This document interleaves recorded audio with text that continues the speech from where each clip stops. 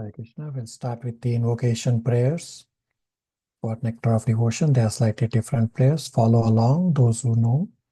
Nana Shastra Vicharinako Nipano Dharma Samstapako Lokanam Hitakarano Tribhuane Manyu Saryankarano Radha Krishna Padaravinda Bhajana Anandena Mataliko Vande Rupa Sanatana Raghujugo Shri Jiva Gopalako Vande Rupa Sanatana Raghujugo Shri Jiva Gopalako He Krishna Karuna Sindhu Dina Bandhu Jagatpate Gopesha Gopika Kanta Radha Kanta Namastute Tapta Kanchana Gaurangi Radhe Vrindavaneshwari Vishavanu Sutadevi Pranamami Haripriya Vanchakalpatarubhascha Kripa Sindhu Bhaivacha Patitanam Pavanebhyo Vaishnavebhyo Namo Namah.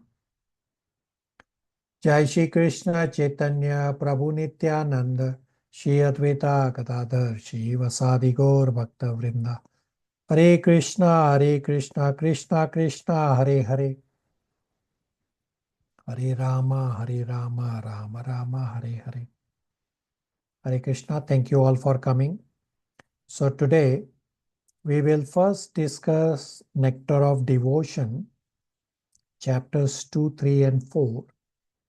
And then we will discuss the inquiries submitted by all the devotees. The reason being that the volume of inquiries is more and we may run out of time. So I will discuss towards the later half of the class today the inquiries, so that whatever leftover inquiries are there, we will discuss those in our following class. So if you follow your Nectar of Devotion overview chart, from chapter 2 to 16 is Sadhana Bhakti. This is the start of the second wave. Sadhana Bhakti has two parts, Vaidhi Sadhana Bhakti and Raganuga Sadhana Bhakti. And on your chart, the overview chart, you also have that chapters 2 to 6 is Sadhana Bhakti in practice. Chapter 2 is titled The First Stages of Devotion, and the key points that we'll discuss is about Sadhana Bhakti and Vaidhi Sadhana Bhakti. The key points in this chapter 2 are: first, eligibility for practicing devotional service. Second, definition of Sadhana Bhakti. Third, essence of Sadhana Bhakti. Fourth, two types of Sadhana Bhakti. Fifth, definition of Vaidhi Sadhana Bhakti. Sixth, essence of Vaidhi Sadhana Bhakti. Seventh, goal and essence of Varnashram. And eighth, fruit of Vaidhi Sadhana Bhakti. So in chapter 2, paragraphs number 2 and 3 discuss the point about eligibility for practicing devotional service. If one simply has attraction and taste for executing devotional service to Krishna, he is qualified for practicing devotional service. Now, question becomes, how does devotion begin? Devotion begins from past devotion. Devotion does not begin from any past or present material activity. But then the question will come up that, well, devotion has to begin somewhere.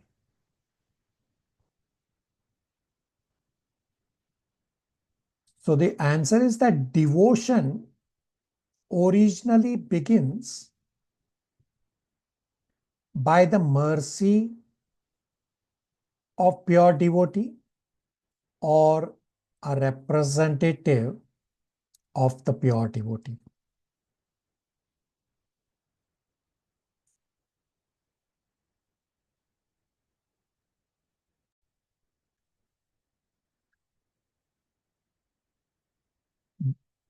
By giving us inspiration and impetus to perform devotional service either in this life or previous life. So this is how devotion begins, that we get inspiration and impetus from a pure devotee or a representative of pure devotee either in this life or in the previous life. And this is how we start our devotion, and or both apply, and or by performing agyat sukruti. Agyat sukruti means knowingly or unknowingly, more so unknowingly, if one does devotional service or one does unintentional devotional service that causes agyat sukruti, and your devotional life continues or begins. Simple example for agyat sukruti are, say you give a ride to a pure devotee or devotees of pure devotee, for say from point A to point B, or even the Rath Yatra that happens. So Rath Yatra here in Toronto, it travels from someplace in downtown from point A to point B. And on the route, there are these materialistic people who are simply appreciating the kirtan and the dancing of the devotees. That becomes unintentional devotional service. They don't even know this is unknowing devotional service, and this generates agyat sukruti. And agyat sukruti on itself is not starting your bhakti, but agyat sukruti causes favorable circumstances to put you in contact with a pure devotee or devotees of pure devotees, so that their mercy can flow on you. So mercy of spiritual master and Krishna is required. By Krishna's mercy, he sends spiritual master, so this is external, as well as by Krishna's mercy, he prompts from within, means this is internal. The prompt is that, say, go at so and so place.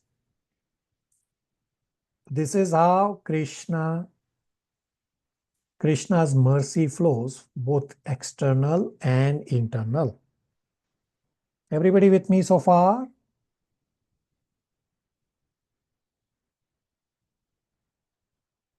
Yes, Prabhuji. Yes, Prabhuji. Now, chapter 2, paragraph number 4 to 7 gives the definition of sadhana bhakti. So the Sanskrit of this verse of Sadhana Bhakti I have on screen, and you can take a snapshot and try to memorize. Although this verse is a little difficult verse to memorize, so I won't force any one of you to memorize. If you can, by all means, you can memorize. You should memorize. So I will recite the Sanskrit of this verse, which is definition of sadhana bhakti, comes from Bhakti Rasamrit Sindhu 1.2.2. Kriti sadhye bhavet sadhya. Bhavasa sadhana abhida. Nitya siddhasya bhavasya prakatyam vriddhi sadhyata. Priyanka, translation from the screen.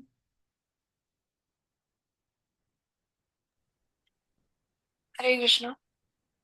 When transcendental devotional service, by which love for Krishna is attained, is executed by the senses, it is called sadhana bhakti, or the regulative discharge of devotional service. Such devotion eventually exists within the heart of every living entity. The awakening of this eternal devotion is the potentiality of devotional service in practice. Hare Krishna. So when transcendental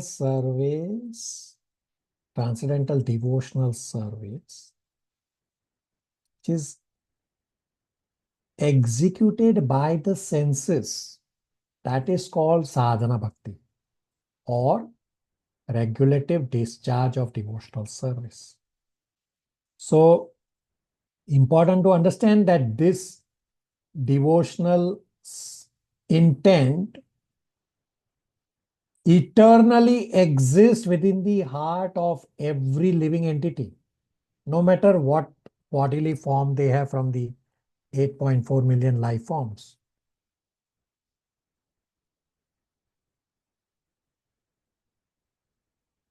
And by doing devotional service, this eternal devotion, which is dormant in the heart, gets awakened. So Rupa Goswami is saying that bhava for Krishna is eternally present in the heart of everyone.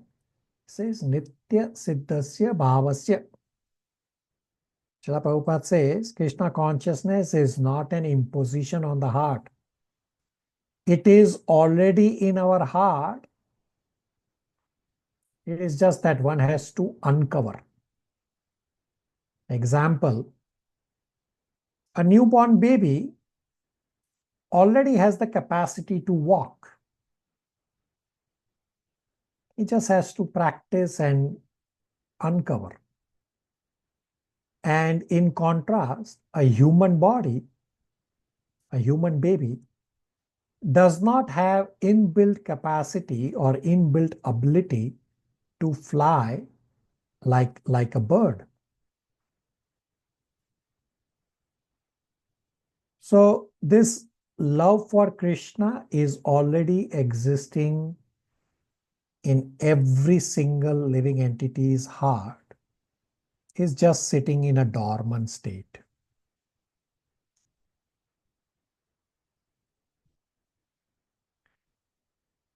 And we have to do devotional service to awaken this dormant love for Krishna in our heart. So bhakti is not foreign to us. It's just with some practice, it is to be brought out by washing away the dirt. Rupa Goswami makes another point that bhakti is performed with senses. He says at the start, Kriti sadhye bhavet sadhya. Bhavasa sadhana abhida.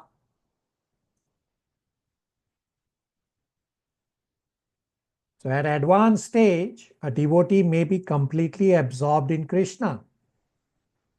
But at sadhana bhakti stage, it is executed with senses. Therefore, we do not chant in our mind. Rather, we chant loudly. We are using our senses to chant. This is sadhana bhakti. With this sadhana, bhava is to be awakened. Therefore, he says, bhavet sadhya bhava. So right now, this bhava is dormant in us. And by doing devotional services such as chanting, reading scriptures, doing actual services, we are trying to revive the dormant love in our heart, the dormant love for Krishna in our heart.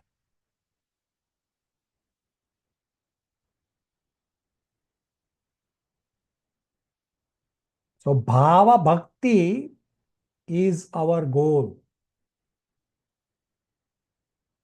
Everybody with me? Questions, comments, realizations?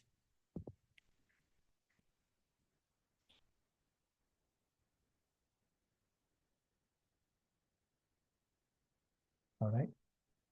Now, chapter 2, paragraphs number 8 and 9 talk about the essence of sadhana bhakti. Srila Prabhupada explains that practice means sadhana means to engage the mind and senses in a particular type of work. Sadhana bhakti means to engage our mind and senses in some work for Krishna. So here's a question for all of you. Everyone try to answer. Question is, our senses are material and the activity is a mechanical activity. So how can a material mechanical activity lead to something spiritual? Everybody wants to try or wants to know the answer?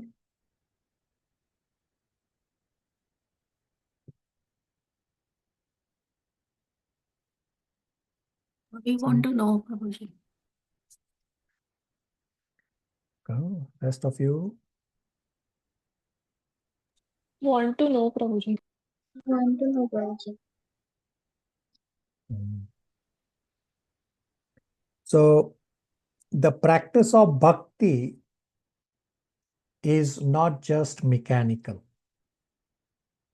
The soul, the mind, the body are connected together.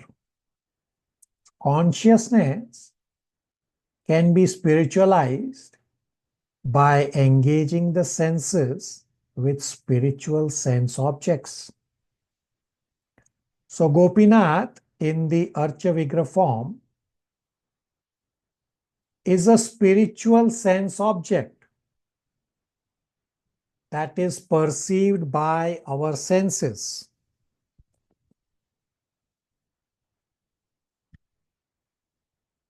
So by taking darshan of Gopinath in the Archa Vigraha form, it does not direct our consciousness to material realm. Rather, it directs our consciousness to Krishna.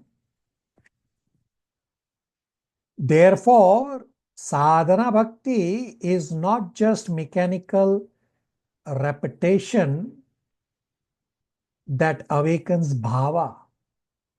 No. Rather, the mechanical engagement of senses provides a pathway for spiritual redirection of our thoughts, meaning our consciousness gets a spiritual direction. This awakens the soul's natural attraction towards Krishna. Therefore, bhakti is a revival from a dormant state. We are not trying to manufacture anything new. Bhakti already exists in our heart, in every single living entity's heart. We are simply trying to revive.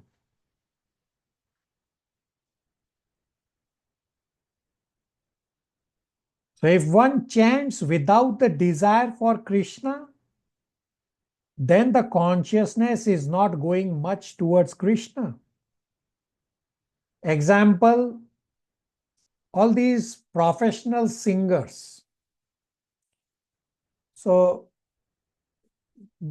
if you look at the Indian movie industry,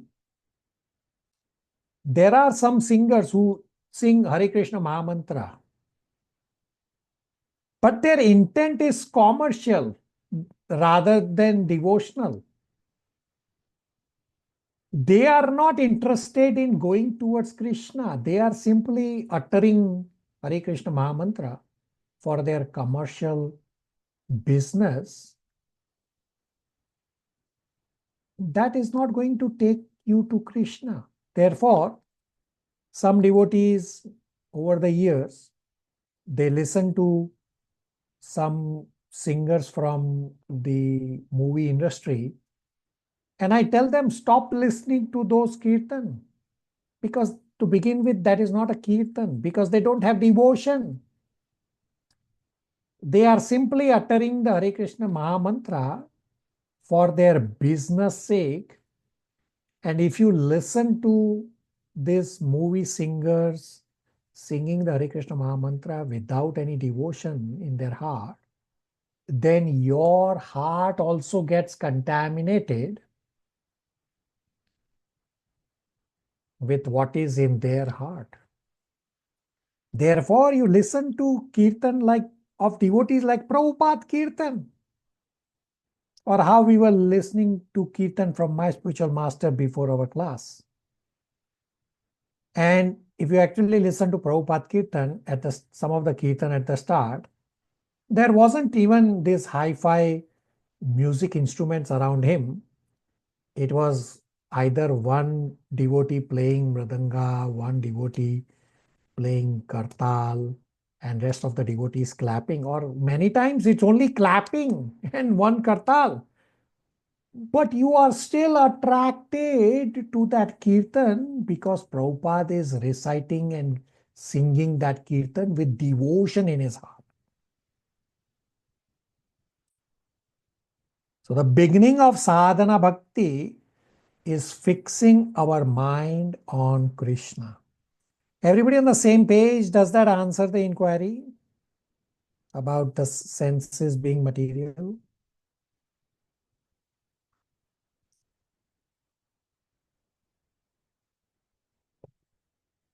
Yes, Prabhuji. All right. Then chapter 2, paragraph number 10 explains two types of sadhana bhakti, which is Vaidhi sadhana bhakti and Raganuga sadhana bhakti. If you look at your nectar of instruction overview chart, not nectar of devotion, but nectar of instruction, on your overview of nectar of instruction chart, on the left side, I had two arrows running from the top to bottom. One was for Vaidhi sadhana bhakti and one is for Raganuga sadhana bhakti. So what's the difference? The difference between Vaidhi sadhana bhakti and Raganuga sadhana bhakti is the impetus for performing bhakti. Where is the impetus coming from? The definition of Vaidhi sadhana bhakti is that I am doing devotional service because of scriptural rules and regulations, plus because of the order of spiritual master. I'm doing japa, I'm reading scriptures, not because I love to do japa. No, I don't have the taste. I don't love to do japa. But because I am being told to do japa from scriptures, from spiritual masters, therefore I am doing japa and reading scriptures. So this is Vaidhi sadhana bhakti. That when inspiration for sadhana comes from anything other than the natural attraction to service, it is Vaidhi sadhana bhakti. While Raganuga sadhana bhakti means one is spontaneously attracted towards sadhana and towards devotional service. In Raganuga sadhana bhakti, one performs devotional service because one has natural attraction to Krishna.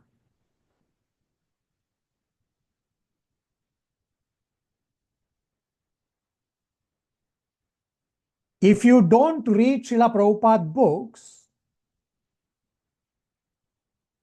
it may seem that Raganuga sadhana bhakti is pure devotional service. But it is not correct. In reality, Raganuga sadhana bhakti is sadhana bhakti. Pure devotional service is different. Bhava bhakti and prema bhakti are pure devotional services. Vaidhi sadhana bhakti and Raganuga sadhana bhakti will lead us to pure devotional service. I will pause here for any questions, comments, realizations. I did a heavy topic and a talk. Everybody? Or try to explain so we understand that you understand properly. Hare Krishna Prabhuji, did you just say that Vaidhi sadhana bhakti and Raganuga sadhana bhakti will lead to Bhava bhakti? Correct. So Thank you. Vaidhi sadhana bhakti and Raganuga sadhana bhakti will lead to pure devotional service, and both bhava and prema bhakti are pure devotional service. And few minutes back we said that our goal is to revive bhava. So we have to come to the level of bhava, and then prema bhakti will follow on its own. Gauri? So do we have to come to Raganuga bhakti, or can we just go from Vaidhi to Bhava bhakti? So all three ways are possible. You can go from Vaidhi sadhana bhakti to bhava bhakti. You can go from Raganuga sadhana bhakti to bhava bhakti. And you can go from Vaidhi sadhana bhakti in between, switch over to Raganuga sadhana bhakti and reach bhava. All three ways are possible. And this is a very important question, that if you actually ask some devotees who have not studied scriptures, they will say that we have to go to Raganuga for sure. No, it's not mandatory. Yes, it is easier to reach bhava from Raganuga, but Vaidhi sadhana bhakti does not stop you from reaching bhava. And the example is going to be an eye-opener for you all. Srila Narad Muni is the example for following only Vaidhi sadhana bhakti to reaching prema bhakti, meaning from Vaidhi sadhana bhakti he reached to bhava and prema. Srila Narad Muni did not switch to Raganuga sadhana bhakti. Everybody on the same page? Yes, Prabhuji, thank you. Rest of you, I did a heavy talk. Hare Krishna Prabhuji. Subhash Prabhu, go ahead. So how can we know which bhakti we are performing right now? So right now, I can tell you, we all are performing, at least I am performing Vaidhi sadhana bhakti. So you have to understand the definition that I gave. So what's your inspiration? You all can ask yourself. Are you doing japa? Are you doing devotional services? Are you studying scriptures because you have a natural attraction for all these? Or are you doing either out of fear or because you got instruction from spiritual master? So if you are doing your sadhana because of fear or because of getting instruction from spiritual master, then it is Vaidhi sadhana bhakti. Or if you have a natural attraction towards Krishna, that nobody needs to tell you to perform 16 rounds of japa and you don't even stop at 16, you continue even after you finish 16, well, then you might be at Raganuga Sadhana Bhakti. Subhash Prabhu? Okay, Prabhuji, thank you. Rest of you, ask a question for yourself. Are you at Vaidhi Sadhana Bhakti or Raganuga Sadhana Bhakti? Anybody here at Raganuga Sadhana Bhakti? Yes, Not no? me, Prabhuji. No. Not me also. All right.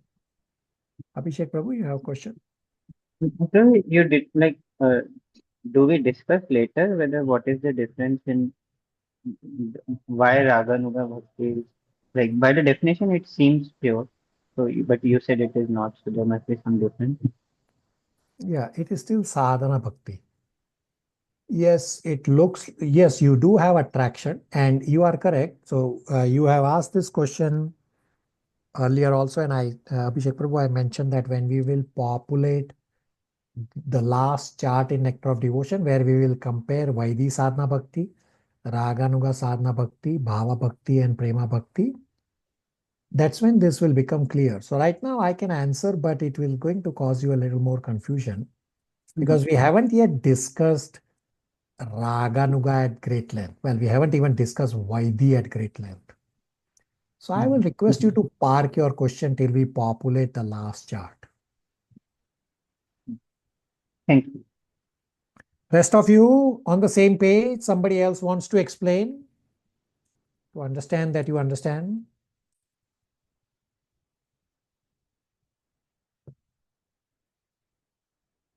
Silence, I got silence.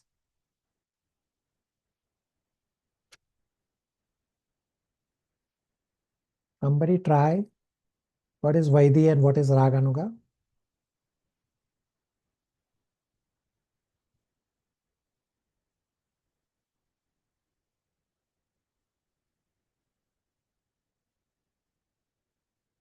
Hare Krishna, I can try for you.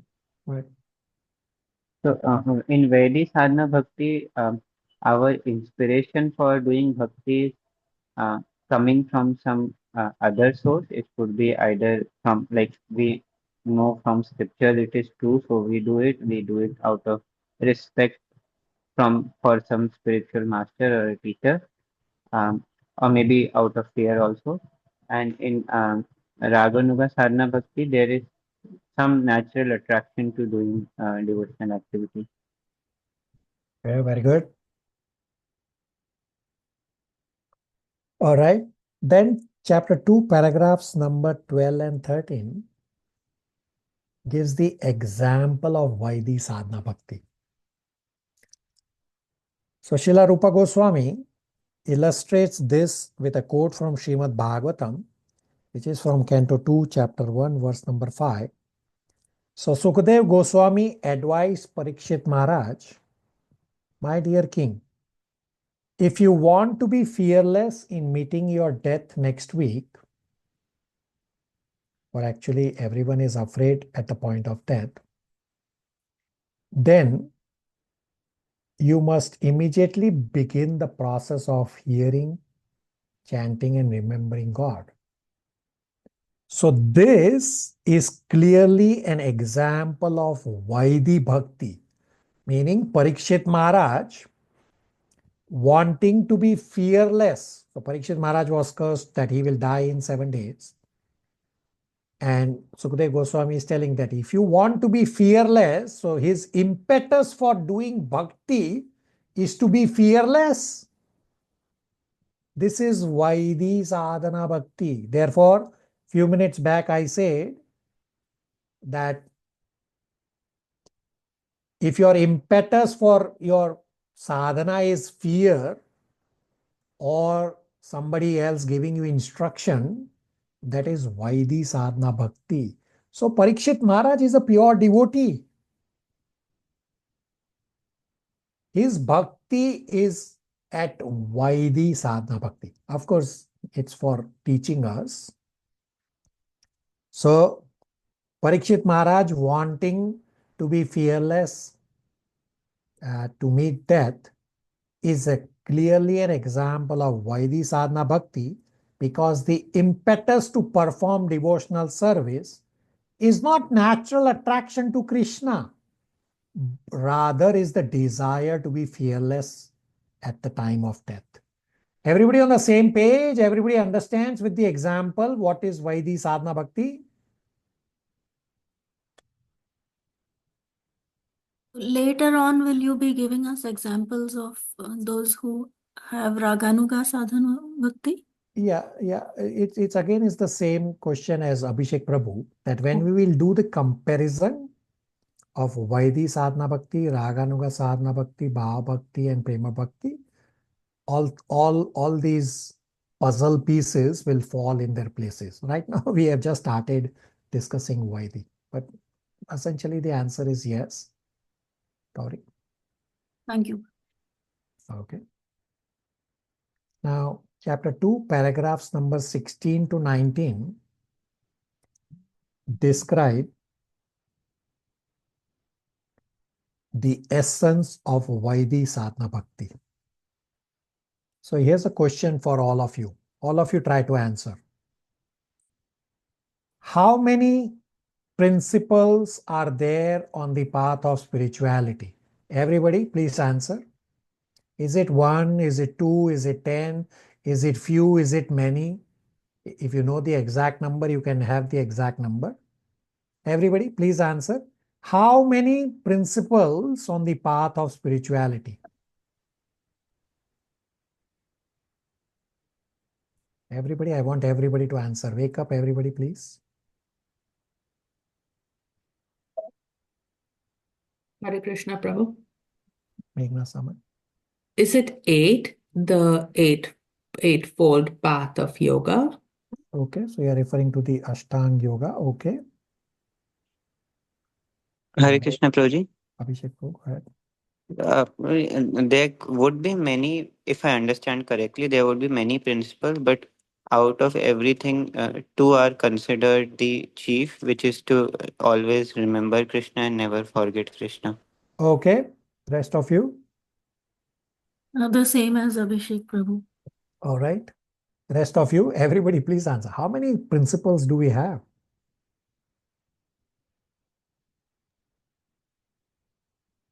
I think probably 64 or something, but mostly we are out of like 64. Mainly we are following 4 regulative principle like that. Okay. Rest of you who have not answered, it's a simple question. Priya? Including the regulative principles, other some more few principles, Prabhuji. Okay. Rest of you?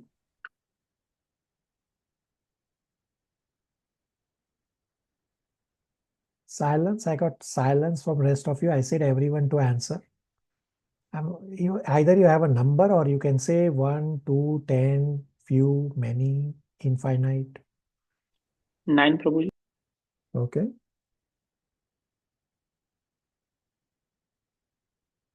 All right. Maybe 3. I'm not sure, but 4 regulative principles. Okay. Matan Prabhu? It says 3 category of devotional service, so I'm guessing 3. What 3 categories are you referring to? The Rupa Goswami described in this Bhakti Rasamrita Sindhu. What 3? I'm still not understanding. 3 categories of devotional service. What are those 3 categories? Okay, devotional service in practice, devotional service in ecstasy, devotional service in pure love of God. Okay. All right. Okay. So Abhishek Prabhu and Gauri were bang to the point correct that I have the verse on the screen that in spirituality, there is actually only one principle. to always remember Krishna and never forget Krishna.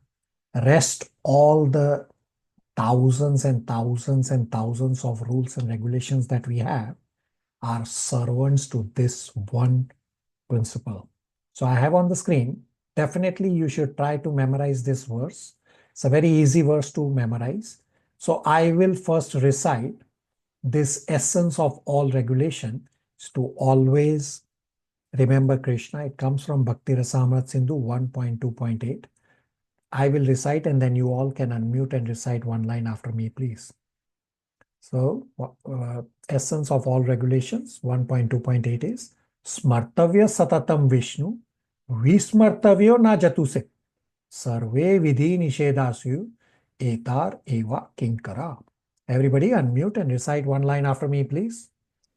Smartavya Satatam Vishnu Smartavya Smartva Satatam Vishnu Vismartavyo na Jatuse Vismartava Najatusit Sarve Vidhi Nishedasyu Sarve Vidhi Nishedasyu Etar Eva Kinkara.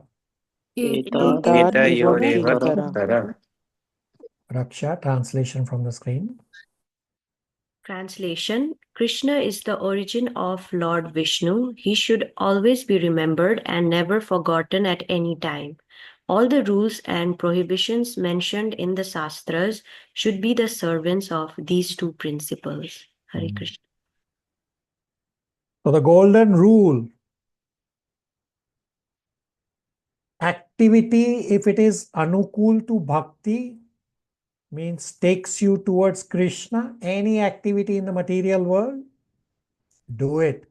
This is always remember Krishna. And any activity which is pratikul to bhakti, which takes you away from Krishna, then drop it. This is never forget Krishna. So what does it mean practically to always remember Krishna? I have given examples throughout our Bhagavad Gita study, and most recently also in batch 6 and 7, I gave a laundry list. So the principle of remembering Krishna means we develop love for Krishna. That way we will automatically remember Krishna. One important form to develop love for Krishna is by remembering Krishna. Remembering Krishna is also a devotional service. Srimad Bhagavatam 7.5.23 has the 9 processes of devotional service are the ways to develop our attraction to Krishna.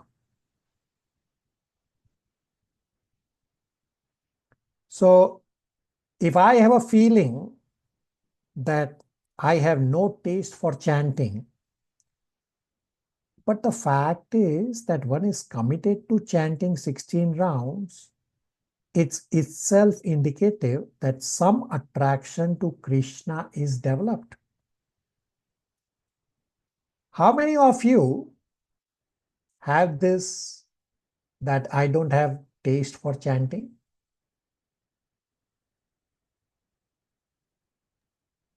Me, Prabhuji. Rest of you, you have taste for chanting? No, Prabhuji. Not yet. But you are still chanting.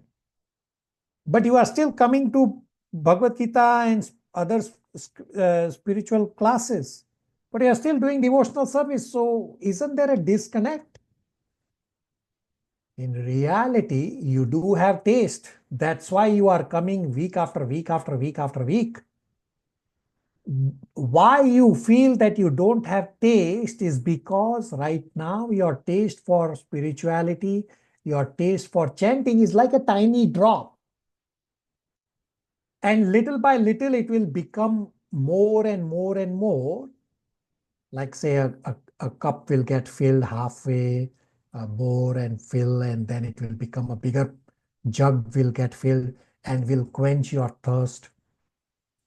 And right now, you still do have taste just in tiny portion. Therefore, you are continuing to come. So it is not that you don't have taste. you have little taste. You do want more taste, and we are in the process of trying to get more taste by continuously engaging in devotional services. So remembrance is not just some abstract.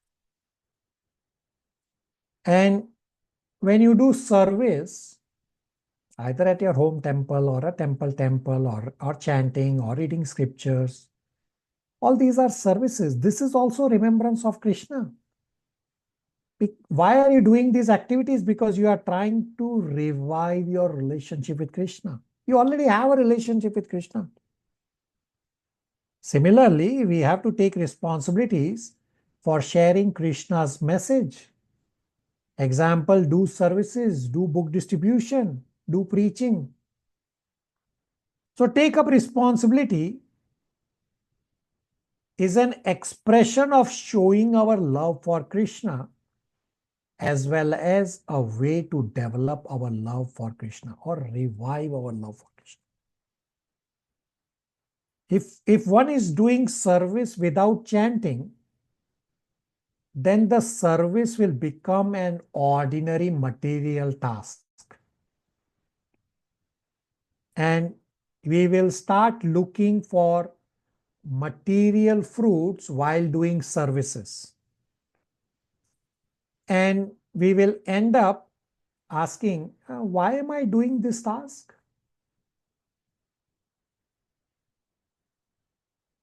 Therefore, chanting is important.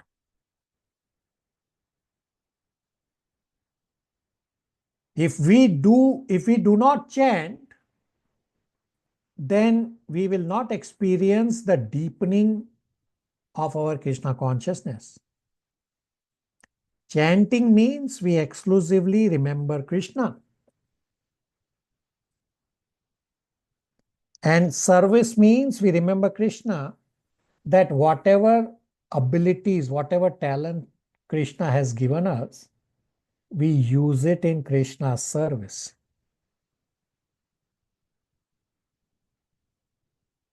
So sadhana is your internal spiritual life,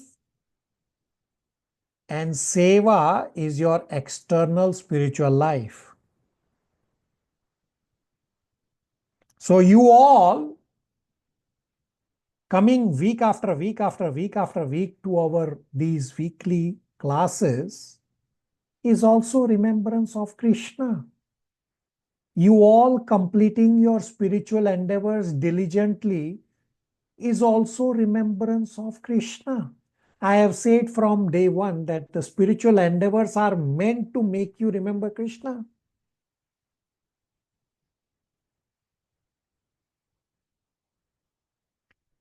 And on the question for inquiries, even if you say that you don't have inquiries, it is still remembrance of Krishna, because you will think about, okay, we studied so and so, okay, I understand so and so, I don't have any inquiries. That's okay. You are still remembering Krishna. Everybody on the same page? Questions, comments, realizations?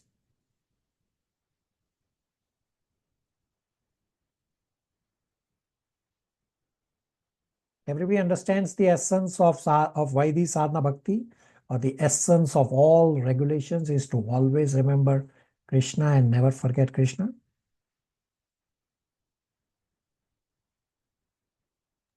Yes, Prabhuji. All right. And then chapter 2, paragraphs number 20 to 25, explain the goal and essence of Varnashram. So I'm not going to read that right now.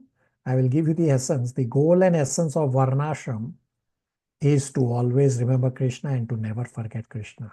You are following the Varnashram system, not for sense gratification or not for material benefits, but to come to the point of bhakti, come to develop the higher taste, and that will help you get out of the lower taste of trying to enjoy at the bodily level.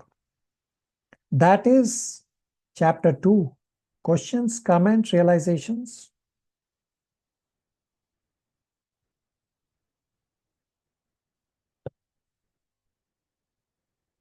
All right, chapter 3.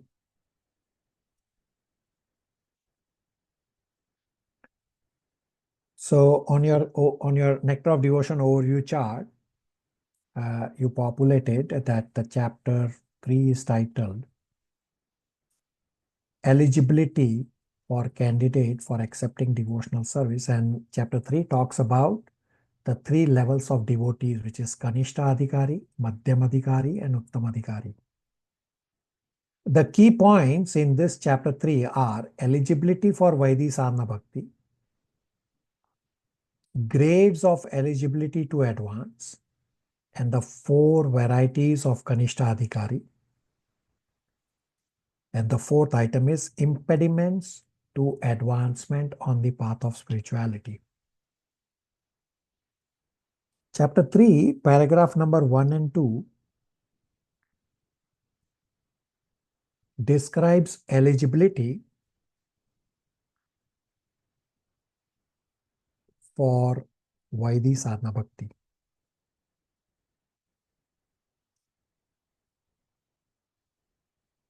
Srila Prabhupada writes, one may attain a little bit of attraction to Sri Krishna, but at the same time may remain very much attached to fruitive activities and material sense enjoyment. Such a person, if he has unflinching attraction to Krishna, becomes an eligible candidate for discharging devotional service. Is this definition make all of you qualify for devotional service?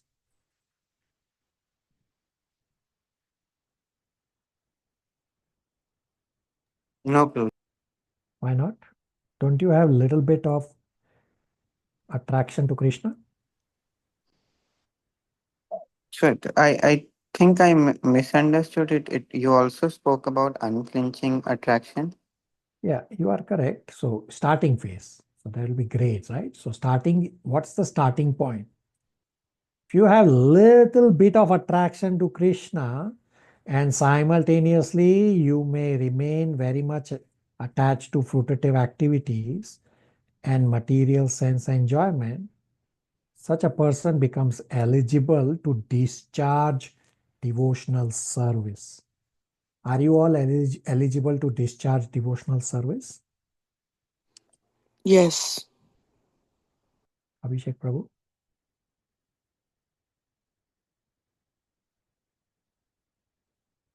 Yes, Prabhuji. Somehow many of you are silent today. In other words, even if one is still attached to material life, he can begin practicing devotional service if he simply has some attraction to devotional service.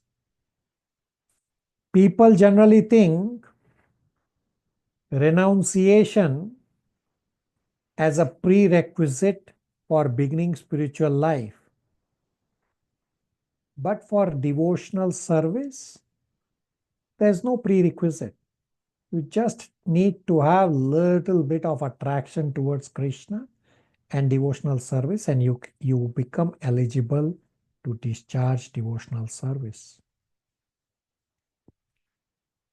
Then paragraph number 3 to 5 describes grades of eligibility to advance.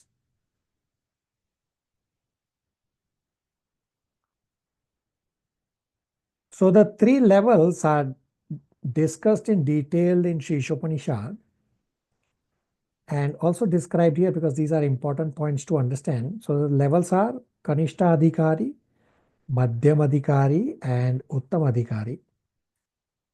So Kanishta has faith which is very weak and his knowledge is also very weak. Both faith and knowledge are very weak for Kanishta.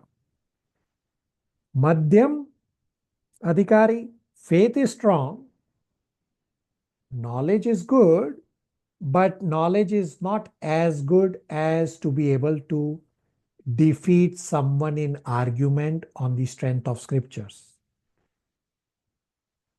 Uttam Adhikari, faith is strong, knowledge is also strong. Uttam Adhikari can defeat opposing opinions on the strength of scriptures. So all these three levels are progressively moving forward on the spiritual path. Significantly important point is to understand that do not underestimate Kanishta Adhikari level. It is pretty elevated level. Kanishta Adhikari may have weak faith, but at least has some faith in Krishna, some faith in developing devotion for Krishna, and he is chanting Hare Krishna Mahamantra. Therefore, do not underestimate Kanishta level. Now, chapter 3, paragraphs number 6 to 12 describe the 4 varieties of Kanishta Adhikari. Meaning, this is the pre-Kanishta level, which is described in Bhagavad Gita, chapter 7, verse number 16, that 4 types of people come to Krishna, and Srila Prabhupada gives examples for these 4 types. So 7.16, the 4 types are, first is Artha Arthi, that one who desires material gain. So Dhruv Maharaj is an example for this. He met Srila Narad Muni and he said, I want a kingdom bigger than my father's kingdom. This is pure material desire. Of course, he goes on to become a pure devotee. The second category from 7.16 is Arthot, means distressed. That Gajendra is the example. That Gajendra did not meet anyone. He's an elephant form in the life.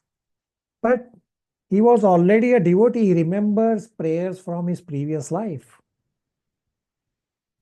Third category is Jnani, one who knows things as they are. So 4 Kumaras is the example for this, that they were instructed by Brahmaji, and these 4 Kumaras go on to meet Supreme Personality of Godhead himself. And the 4th category is Jigyasu, inquisitive. Saunaka Rishi met Sutta Goswami and made all these inquiries at the start of Srimad Bhagavatam and throughout Srimad Bhagavatam. He is an example of inquisitive. So just visualize all these examples. Therefore, don't underestimate Kanishta Adhikari level. So here's an important point to understand. One of the 4 categories from 7.16 is about distress. That one who is in distress, question is distress the cause of coming to Krishna? Everybody, please answer. Is distress a cause for coming to Krishna?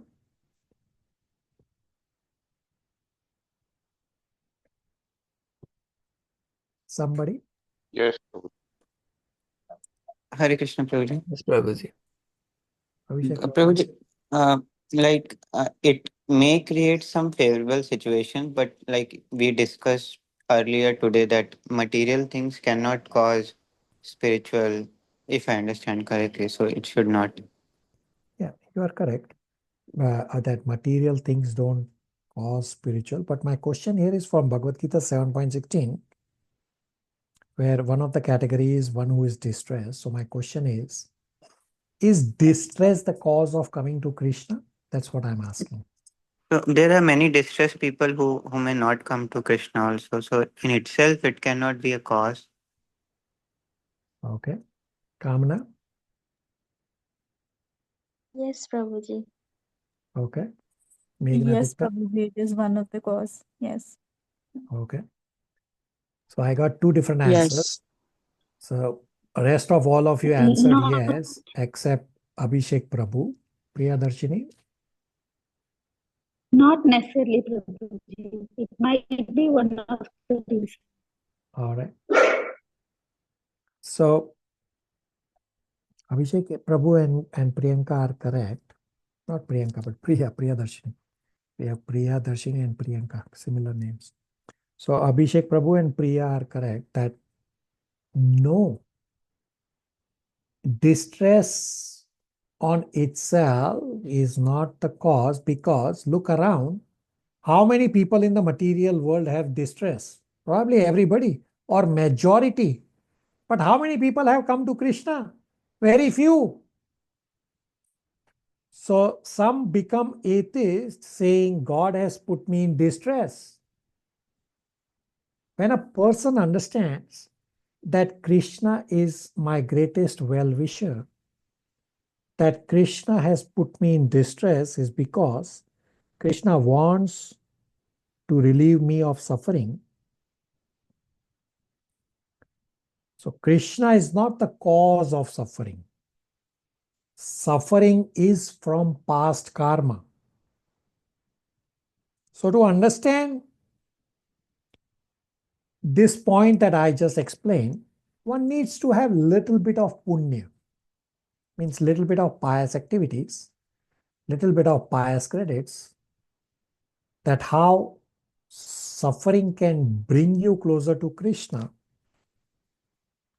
if you use your free will properly. Otherwise, there are so many people with distress in the material world. Many of them go on to become atheists. They blame Krishna for the sufferings, even when their own past karma is the reason for suffering. So the difference in which a distressed person starts devotional service is punya, mercy of Krishna and or Krishna's devotees, and agyat sukruti. So these few items play a role to influence the free will of the distressed person to move towards spirituality in distress. And if somebody does not have punya, does not have mercy of Krishna and or mercy of Krishna's devotees and or does not have agyat sukruti, and in distress condition, he will either become an atheist or blame God or become more frustrated and whatever. Agyat sukruti we already discussed. Agyat sukruti is unknowing or unintentional devotional service. Example, a person has a helping nature. He is trying to help anybody and everybody, and accidentally he ends up helping a devotee. So he gets agyat sukruti. So this agyat sukruti is very favorable for awakening of devotion. So this agyat sukruti does not produce bhakti. Rather, agyat sukruti makes one predisposed towards bhakti or creates this favorable inclination within us towards bhakti. So to summarize, in distress, if one has sukruti, then he comes to Krishna, meets a devotee, and the devotee elevates the distressed person to perform sadhana bhakti. Srila Prabhupada says, people in all these four categories of Bhagavad Gita 7.16 have their motives. Somehow they got association of pure devotees, and because of the association of pure devotees, they get elevated. And Krishna goes on to state in Bhagavad Gita that all these four people in 7.16 are actually magnanimous. They are pious people because they came to Krishna. Srila Prabhupada says, without pious activities, a distressed person becomes agnostic or communist, because the distressed does not believe in God. He thinks he can adjust the distress condition. And best of these four categories of people of 7.16 is Jnani, because his service, his devotion is less motivated, plus has at least the preliminary knowledge of scriptures. Everybody on the same page? Hare Krishna, Prabhuji. Prabhuji, what is difference between like piety and sukriti? Like you mentioned two factors here. Yeah. Agyat sukriti and piety. Yeah. Piety is you are doing pious activities for material people or anybody, even a beggar. That is generating pious activities. Agyat Sukruti, you are doing something for a devotee. This is unknowing and unintentional devotional service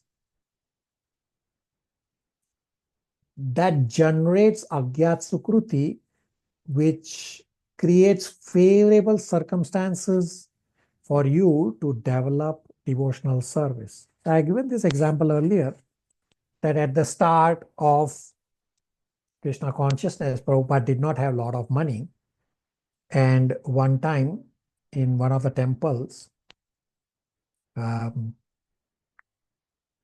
was giving a lecture, and this one person walks into the temple, shows to Prabhupada, without talking anything, he simply shows to Prabhupada few washroom tissue rolls that he probably brought from his home. He showed to Prabhupada while Prabhupada was giving lecture, went directly to the washroom in the temple, placed those washroom rolls in the temple washroom and left. Probably the previous day he came and he saw that there were no tissue rolls in the washroom. So when this person simply came, he showed the tissue rolls to Prabhupada, put the tissue rolls in the washroom and left. This person did Agyat Sukruti, that he did this good activity for devotee, not just devotee, but pure devotee. Prabhupada was there. And Prabhupada said, as soon as he left, Prabhupada said, this person's devotional service has already started. This person's devotional life has already started because of him simply putting couple of tissue rolls in the washroom. Abhishek Prabhu. I'm not able to understand here, like how piety can bring devotional service. Earlier, you also described that devotion begins from past devotion and not from any material activity. And also, many people do have some pious, like they do some pious activity. Is described at great length in Bhagavad Gita 7.28 that we have to become steady at the mode of goodness. And I have given this example multiple times that here in Toronto, on 31st December and the New Year midnight, it's 31st December midnight, you have the 1st of January New Year party happening many places, including City Hall, where there are thousands and thousands and thousands of materialistic people dancing in the middle of night, not knowing what they're doing, drinking and dancing. And all these devotees from the temple, Toronto temple, including His Holiness Bhaktimark Swami, they are also right outside the city hall and doing kirtan and distributing books. So these drunk people, I'm telling you, I have also gone there in the middle of night for a couple of times. These drunk people have no clue, but they are dancing to the tune of Hare Krishna Mahamantra, and then some of these drunk people follow His Holiness Bhakti Marg Swami and the devotees to the temple. They attend Mangal Aarti and they honor prasadam, and then they leave. You never see them again. Why? Because they are in the mode of ignorance. They have no pious activities. They just got in the drunk state. They got the association of pure devotee. But rest of the people or rest of the devotees, they come week after week after week after week to the temple because they have done some punya, means they are become steady at the mode of goodness. So we have to become steady at the mode of goodness, which is the punya level, to be steady on the path of spirituality. And then we also have to cross the mode of goodness.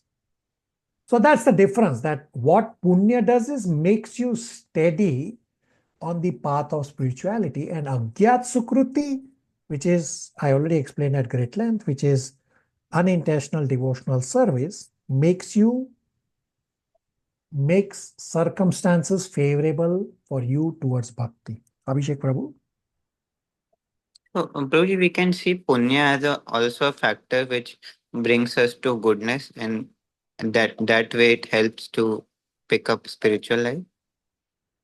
Yeah, you are correct. So initially, if you don't have lot of agyat sukruti, if you don't have lot of devotion, if you don't have some level of purity, means you have lot of contamination. You will keep fluctuating between the various modes and you will be not steady. Therefore, some punya you have to do, and as you become purified, then you convert the punya activities. You continue to do the same punya activities, but make it devotional so that it is not under the modes. We'll discuss this in Bhagavad Gita, chapter 17.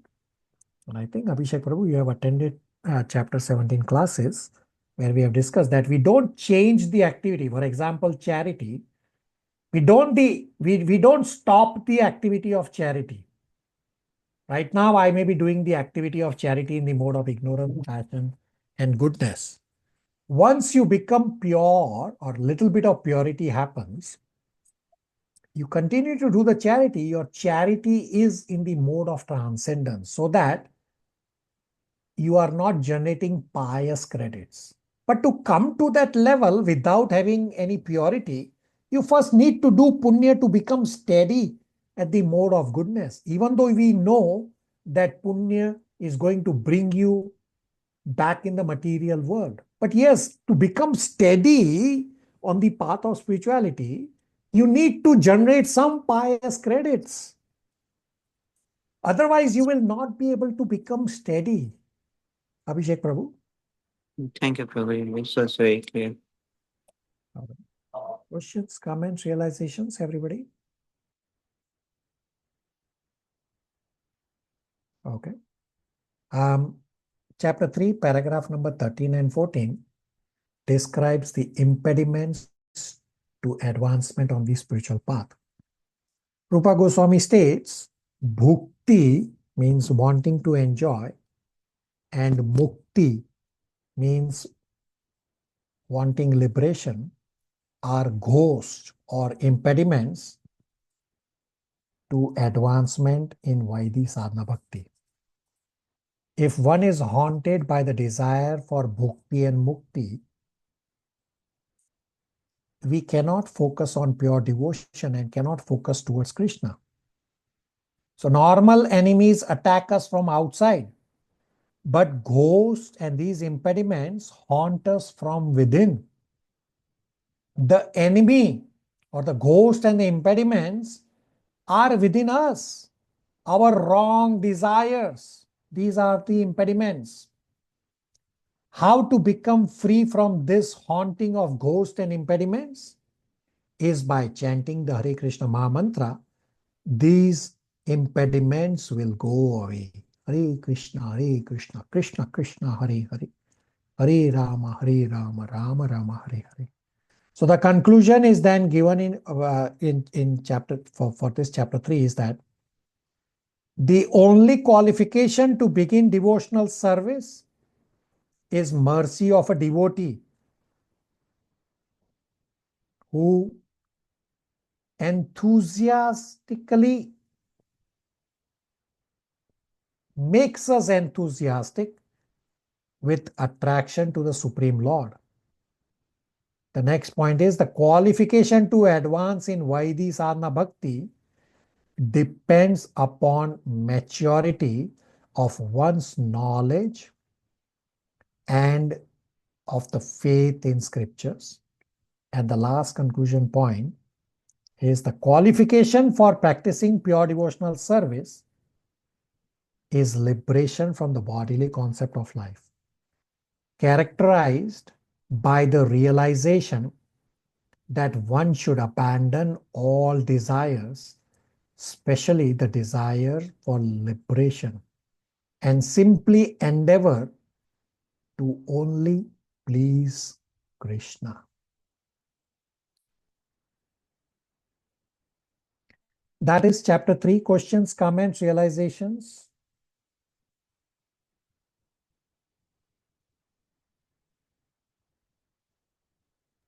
Hare Krishna, Prabhuji. Hare Krishna. Prabhuji, the 4 examples of Kanishta Adhikari which you gave are like they are examples of people who started from Kanishta stage but moved on to pure devotion, right? Correct. Okay, thank you. All right, so I won't cover chapter 4, although chapter 4 is straightforward, which has just quotations from various scriptures about how to be steady. But I want to spend time on the inquiries that you all submitted. So the homework for today is that read, the standard homework is that read everything we covered. So we covered up chapters 2 and 3. So read up to end of chapter 3. Try to memorize the verses that I gave. You can memorize at least the essence of all scriptures is to remember Krishna, which I have on screen. If you are able to memorize the definition of sadhana bhakti, which is a little difficult in Sanskrit, by all means you can, or at least you can try to memorize at least the English. And I will post Srila Prabhupada lectures in the WhatsApp group. Continue to complete your spiritual endeavor on the Google form by stacking points, inquiries, and points from Prabhupada lectures. You all are doing spectacular. I'm telling you. You will see today the striking points that you all have from Prabhupada lectures are spectacular. I have 17 slides. That's a lot because all of you are doing spectacularly well in listening to Prabhupada's very heavy lectures very nicely. You are listening very nicely. Any questions, comments, realizations before I bring up inquiries on the screen?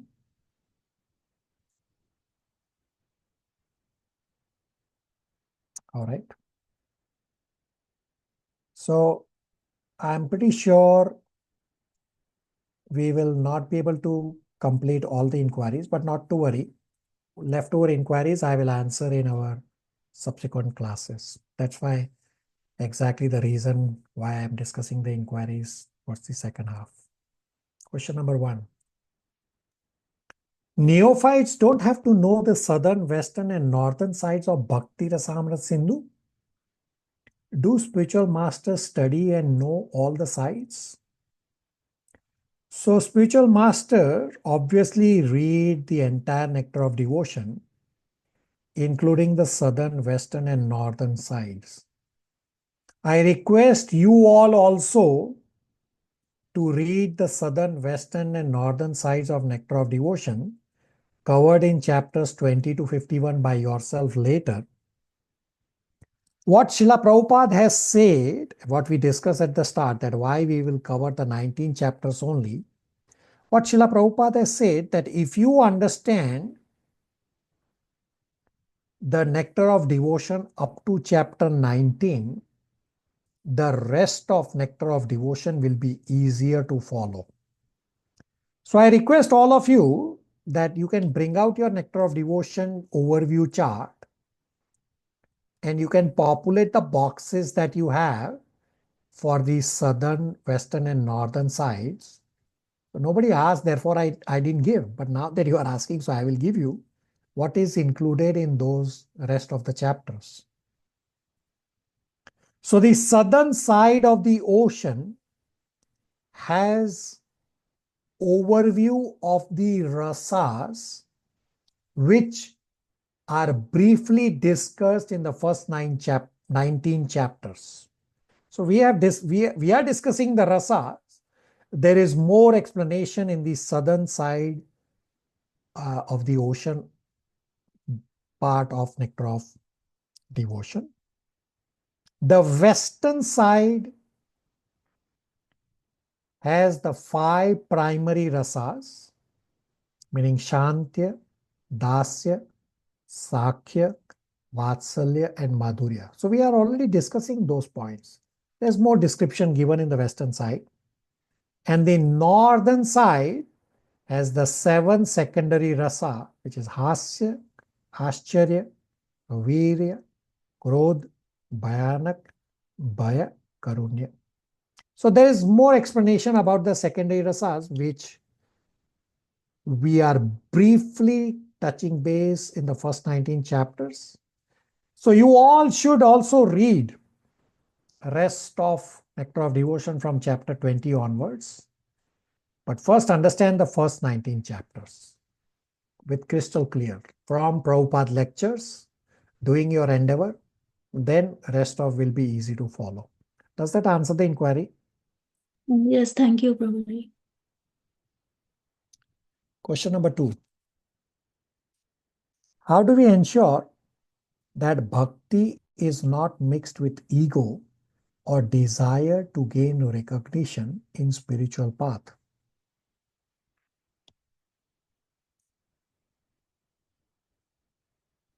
Sri Chaitanya Mahaprabhu in his Sikshashtakam verse number 3 has stated, one should chant the holy name of the Lord in a humble state of mind, thinking oneself lower than the straw on the street.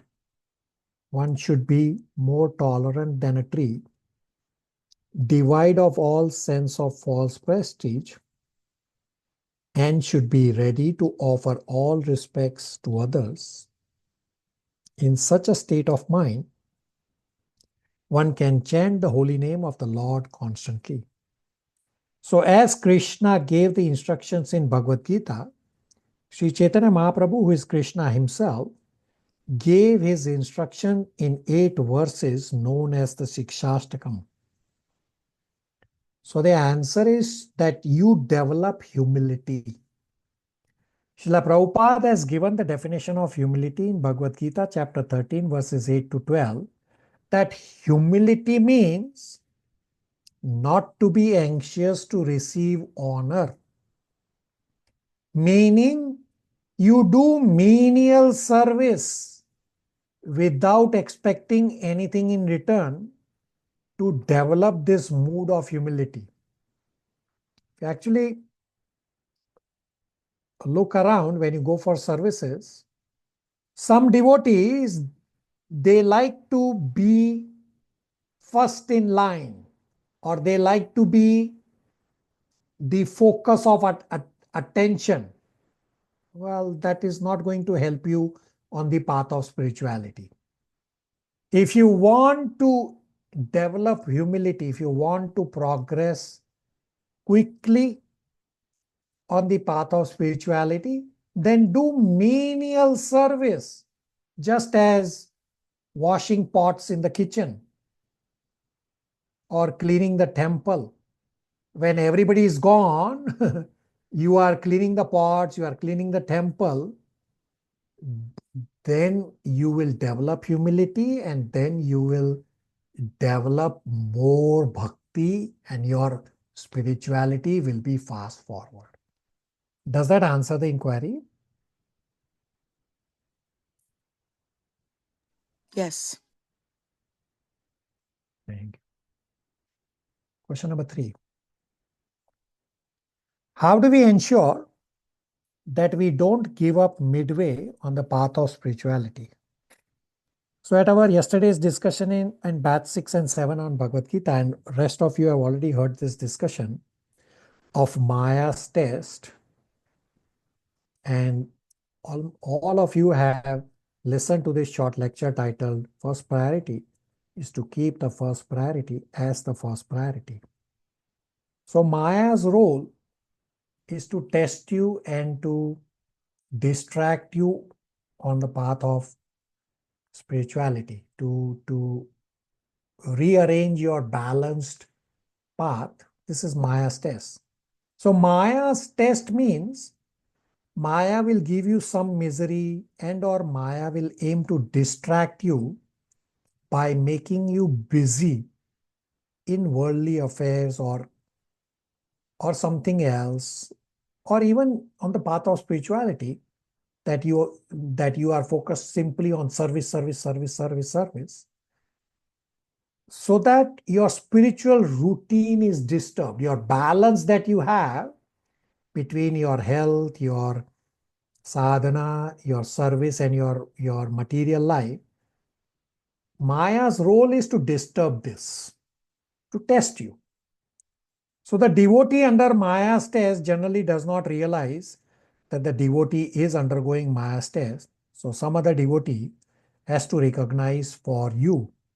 Therefore, I have already stated multiple times that if you already do not have a devotee buddy with whom you can share your personal details, then immediately please find a devotee buddy. In this Maya's test, the key is to make corrections, to move back on track from these small, innocuous deviations. I gave the example yesterday, and I have given this many times, that a small snowflake, you can just crush it with your feet. But if you let the snowflake keep rolling down the mountain, it will become a very big ball of snow and will become an avalanche. Therefore, you make these small course corrections. Every time you have these tiny deviations which seem harmless, but be very cautious and rectify these small course corrections to ensure you are on track. These small deviations, at the time when these deviations happen, it seems harmless, but soon you will end up driving away from Krishna.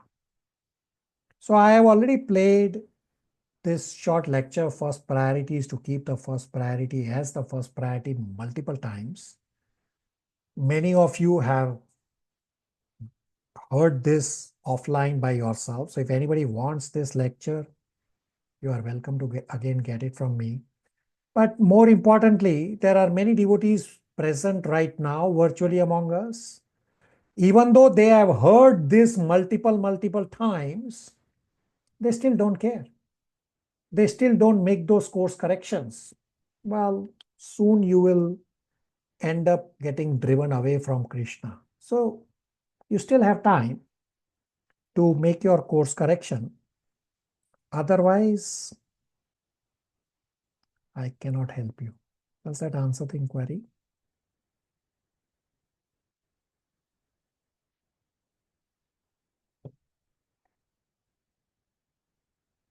All right.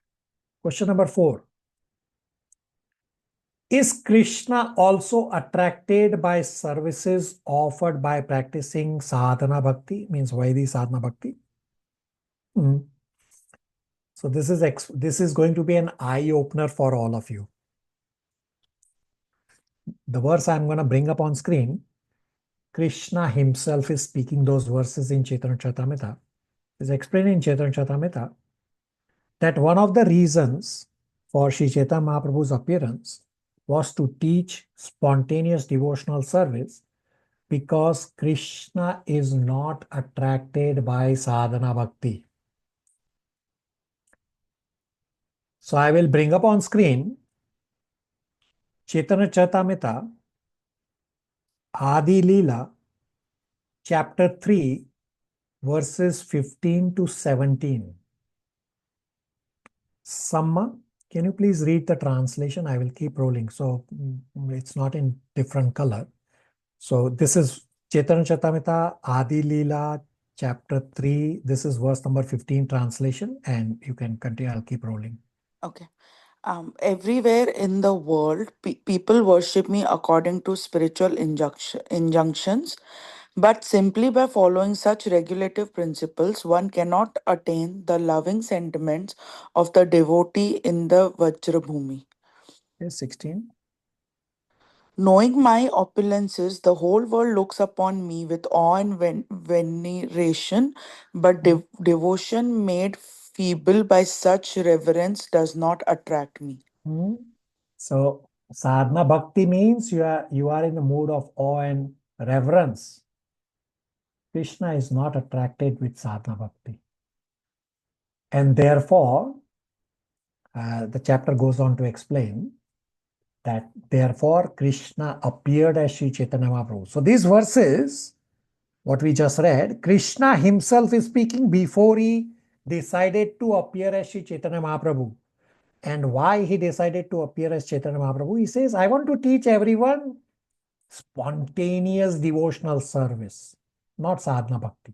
Sadhana bhakti does not attract Krishna. Yes, sadhana bhakti is still required for at least for me to come out of my contaminated state. But at some point we have to develop spontaneousness. Does that answer the inquiry?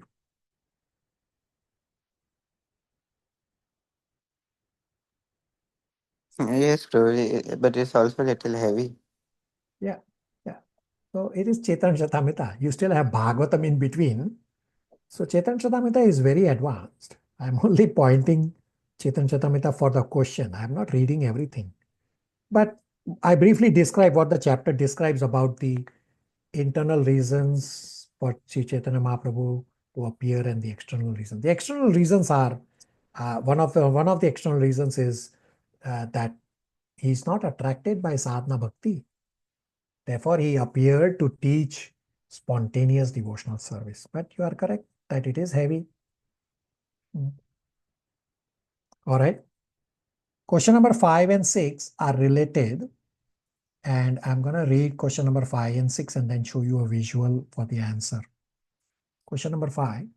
Srila Rupa Goswami says that the distresses from sinful activities are due both to the sins themselves and to sins committed in our past lives.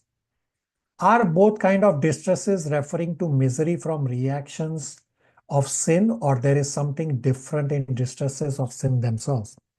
And question number 6 is very similar. The relation between two kinds of sinful activities, meaning mature and not mature, and then 4 kinds of effects due to sinful activities. One is the effect that is not yet fructified, the effect that is lying as seed, the effect that is already mature, and the effect that is almost mature is confusing. Can you please put everything together? Very good. So I'm going to show you a visual, and this will make everything crystal clear. Take a snapshot of what you have on the screen, and I will walk you through.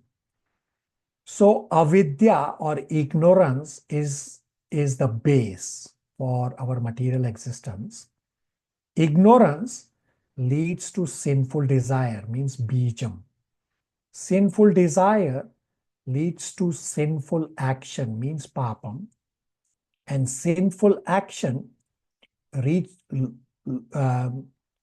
to a reaction. The reaction can be aprarabdha, means unmanifested reaction. And the reaction can be prarabdha, means manifested reaction, that is suffering. The aprarabdha, meaning unmanifested reaction, continues to stay within us as kutam, means the sinful disposition continues to stay within us, which leads to this cycle continuing of this sinful disposition, causing sinful desire in us, causing sinful action. And at some point, this sinful action becomes prarabdha, means manifested. So take a snapshot and tell me if this clarifies and puts everything together. Everybody? Yes, Prabhuji. Are the questions crystal clear about manifested and unmanifested and sinful desires and the whole cycle?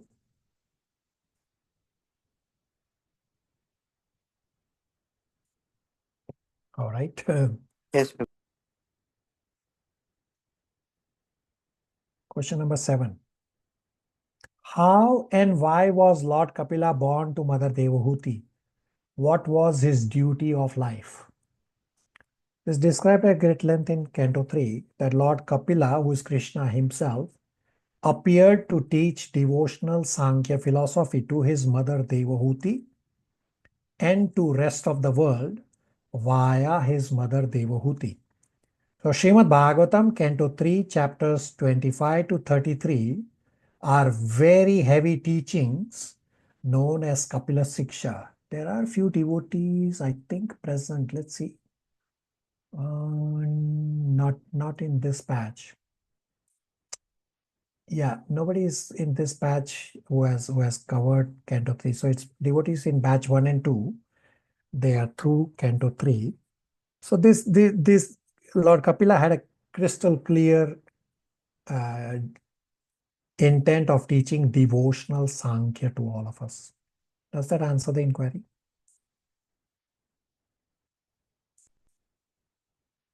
All right. Question number 8. Is it possible for a child to be pious if a mother engages in devotional book readings during her pregnancy?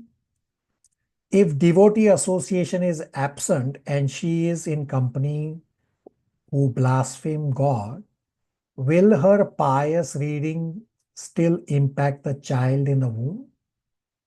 Is there any verse in scriptures for such a situation that can give us impetus to think constantly of the Lord? Very good practical example. So the proper process is to follow Garbhadan Samskar before begetting a child so as to invite a devotee soul into mother's womb.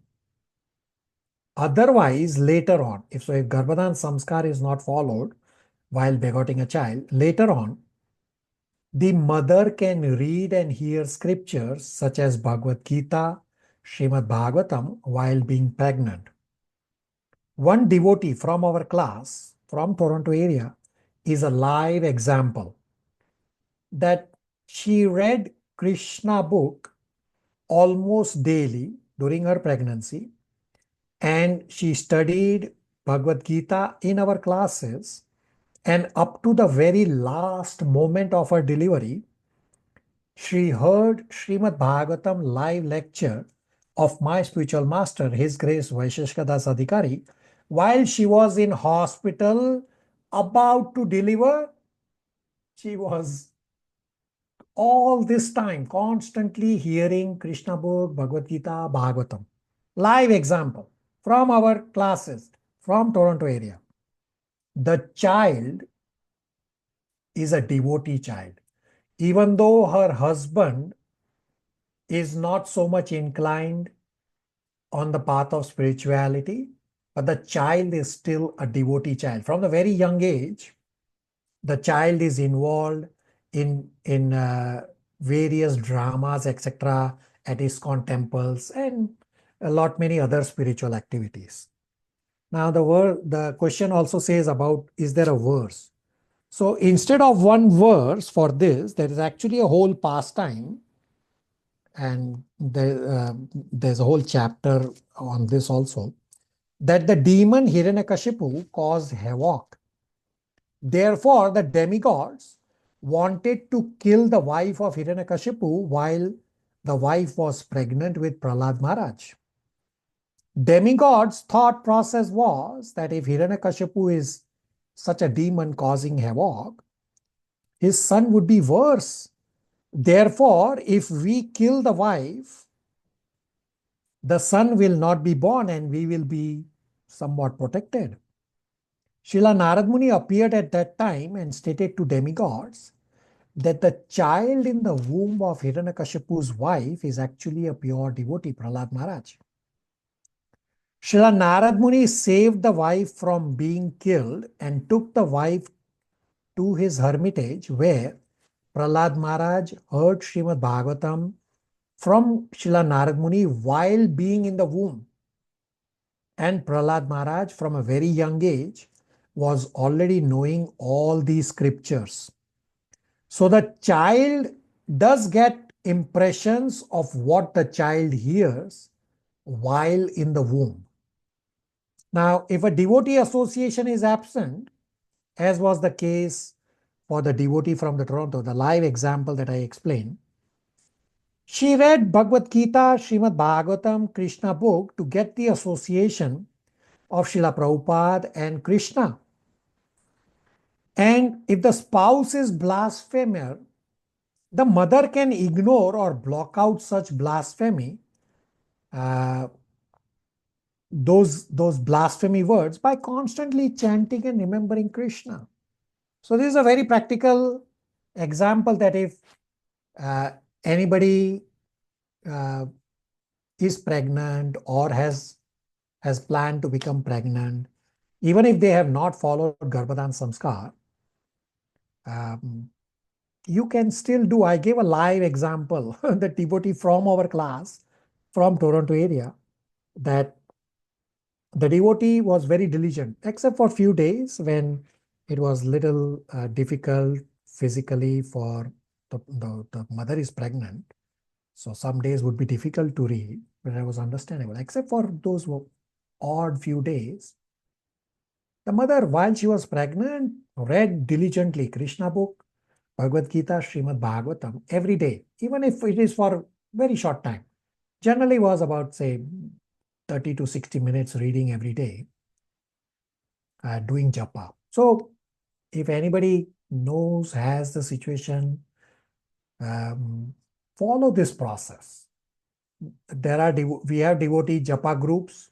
Join the japa groups. The same japa group also read Krishna book. Join the reading of the Krishna book or read by yourself. Does that answer the inquiry?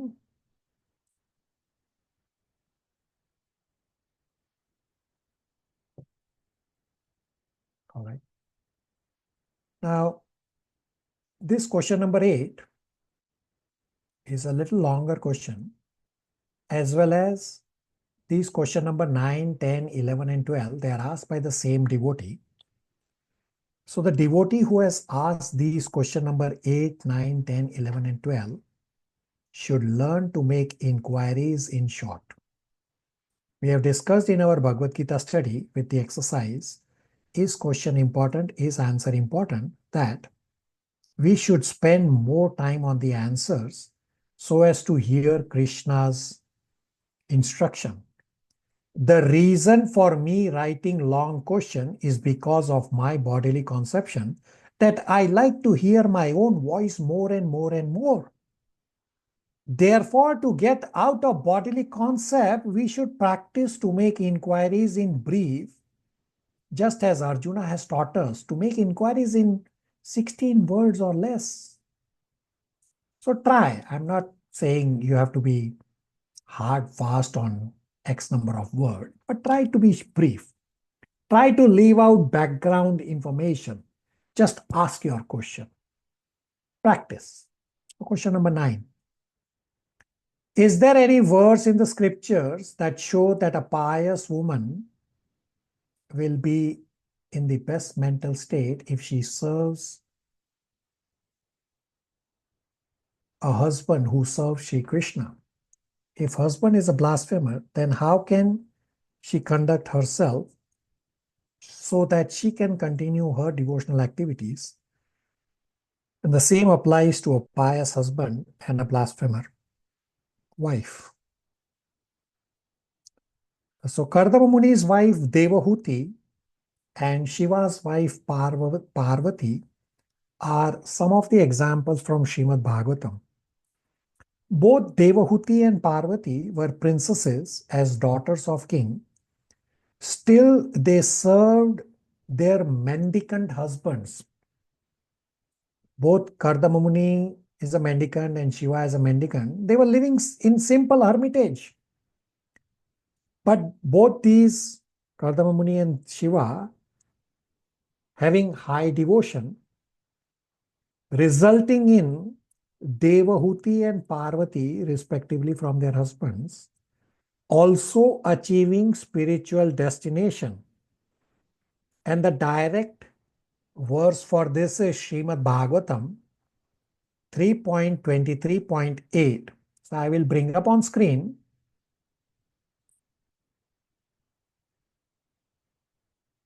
(3.23.8) and we'll read translation and paragraph number 1. Meghna Gupta, translation and paragraph number 1 from the screen.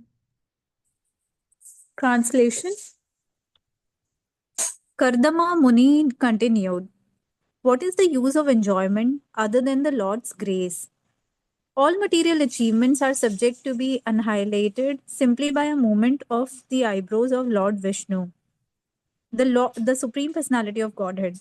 By your principles of devotion to your husband, you have achieved and can enjoy transcendental gifts very rarely obtained by persons proud of aristocracy and material possessions." Purport paragraph 1. Okay, yeah.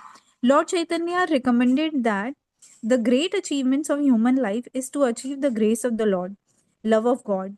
He said, Prema Pumaro Mahan. To achieve love of Godhead is the highest perfection of life. The same perfection is recommended by Kardama Muni to his wife. His wife belonged to a very aristocratic royal family. Generally, those who are very materialistic and who possess material wealth and prosperity are unable to appreciate the value of transcendental love of God. Although Devbhuti was a princess coming from a very great royal family, fortunately, she was under the supervision of her great husband, Kardama Muni, who offered her the best gift which can be bestowed in human life, the grace of the Lord or love of God. This grace of the Lord was achieved by Devabhuti by the good will and satisfaction of her husband. She served her husband, who was a great devotee and saintly person, with great sincerity, love, affection, and service, and Kardama Muni was satisfied. He willingly gave love of God, and he recommended that she accepts it and enjoy it because he had already achieved it. So direct example that it is possible for the spouse to attain spiritual destination by serving the devotee husband. Now the second part of the question, that if the spouse is blasphemer, so the other spouse can continue their own spirituality as much as is possible and use the situation to practice the various qualities described in Bhagavad Gita to develop qualities such as humility, tolerance, etc. Does that answer the inquiry?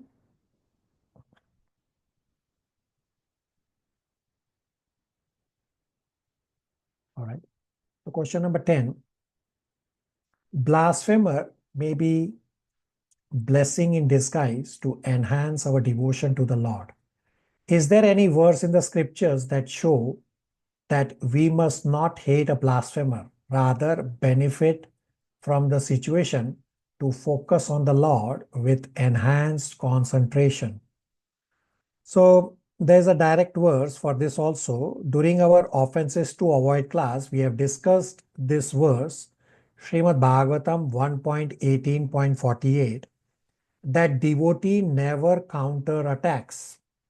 That Parikshit Maharaj was wrongly cursed by a Brahmana boy, even though Parikshit Maharaj had the capacity to counter curse, to nullify the curse of the Brahmana, still Parikshit Maharaj did not counter curse, even when Parikshit Maharaj was capable of. So I'll bring up on screen 1.18.48 and we'll read the translation and purport. Meghna Saman from the screen. This is 1.18.48 translation and purport. The devotees of the Lord are so forbearing that even though they are defamed, cheated, cursed, disturbed, neglected, or even killed, they are never inclined to avenge themselves. Purport. Rishi Samika also knew that Lord does not forgive a person who has committed an offense at the feet of a devotee. The Lord can only give direction to take shelter of the devotee. He thought within himself that if Maharaj Parikshit would counter curse the boy, he might be saved. But he knew also that a pure devotee is callous about worldly advantages or reverses. As such, the devotees are never inclined to counteract personal defamation, curses, negligence, etc. As far as such things are concerned, in personal affairs, the devotees do not care for them. But in the case of their being performed against the Lord and his devotees, then the devotees take very strong action. It was a personal affair, and therefore Shamika Rishi knew that the king would not take counteraction. Thus, there was no alternative than to place an appeal to the Lord for the immature boy. Do you want me to continue? Yeah. It is not that only the Brahmanas are powerful enough to award curses or blessings upon the subordinate.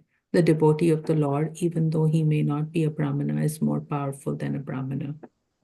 But a powerful devotee never misuses the power for personal benefit. Whatever power the devotee may have always utilized in service towards the Lord and his devotees only. All right.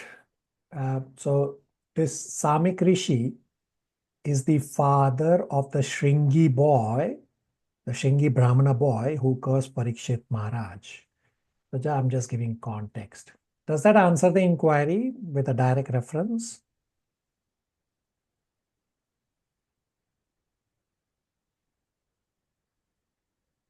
All right. Now, question number 11, again, a very long question. So I said that you should try to shorten your question, and this will be our last question for today. The rest of the questions I will answer in our subsequent classes. Question 11, as stated in chapter 1, the effect of sinful act can be stopped by Krishna consciousness. In the medical field, for precaution's sake, the doctor injects a vaccination to prevent the growing of contamination.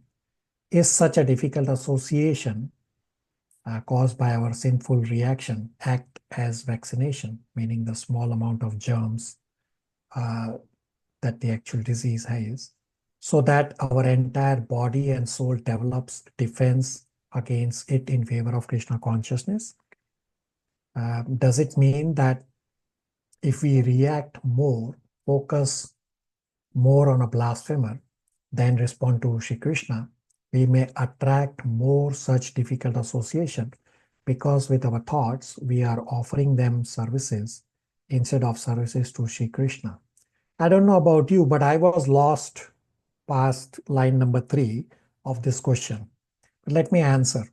So again, a request to the devotee who has made this question and all of you, that try to write your inquiries to the point rather than creating this whole background situation. The answer is, there is no need for such hair-pulling analysis. You do not need to do a PhD on material world. Krishna has said in Bhagavad Gita 8.16 that material world is a place of misery. Krishna has said in Bhagavad Gita 4.16, 17, 18 that how karma works, that no one can know how karma works. Only Krishna knows which action leads to which reaction and when that reaction will manifest. Further, Krishna has also said in Bhagavad Gita chapter 15, verses 3 and 4, that don't try to understand material world beyond what you need to, because material world is very complex. Rather, simply learn to get out of the material world by detachment and determination. Therefore, instead of such hair-pulling PhD-like inquiries, your inquiry should be focused on how to develop devotion and how to stop my anarthas. And going forward, you can judge whether your question is useful or not. Judge with the potential answer that even if I give a detailed answer for this question number 11, what will you do with the answer? Nothing, because you have no control. Meaning this becomes your trigger point to understand that this is a Jnani level question. We don't have to do a PhD with such Jnani level questions. We do not have to become a Jnani. Rather, we have to become a Bhakta, a devotee. We have discussed at our yoga ladder discussion that Jnana Yoga is useless waste of time. The only gain of Jnana Yoga path is pain. So there is nothing for me to answer, because even if I give you an answer, what are you going to do with it? Only Krishna knows how karma works. Therefore, stop trying to do a PhD. Focus on how to become a bhakta. Does that help with the inquiry? All right. We are just about at past 11:30 at Toronto time. I'm going to give you quickly striking points. There are 8 slides. Take a snapshot. Slide number 1.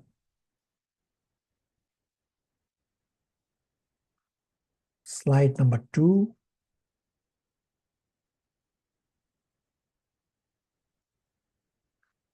Slide number 3.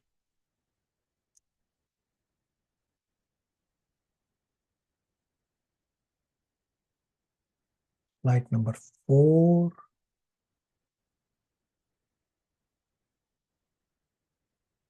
Number 5.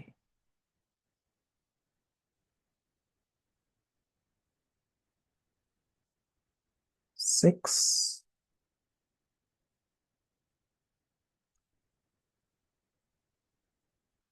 7,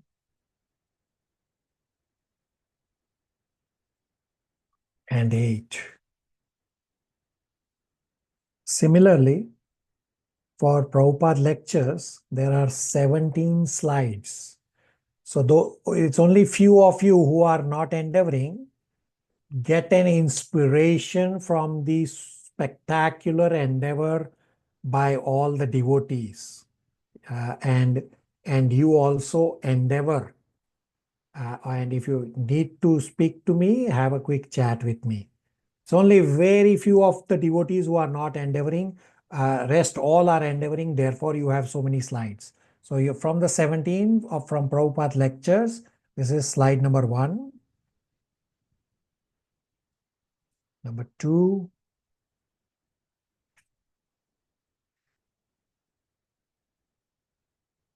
Three,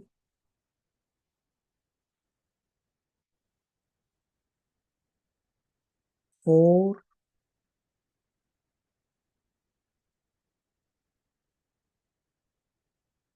5,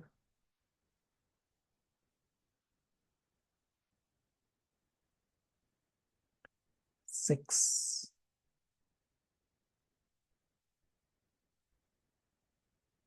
7,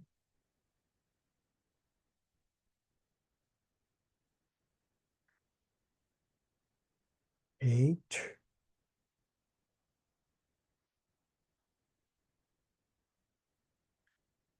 9,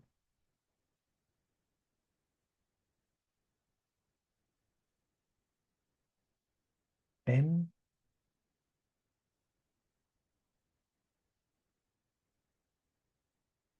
11,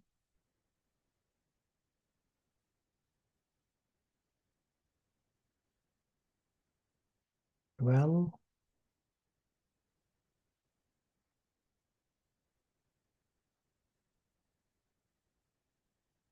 13,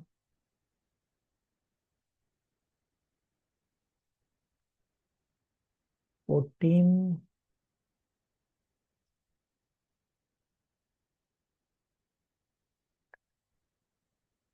15,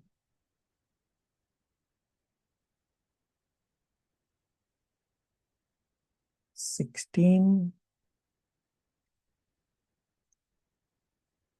and 17.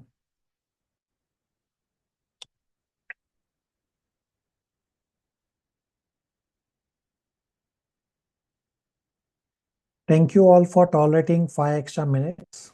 I will stop here. Hare Krishna, everybody. Hare Thank Krishna. you. Thank Hare you, Krishna. Prabhuji. Hare Krishna. Hare Krishna. Hare Thank you. Krishna.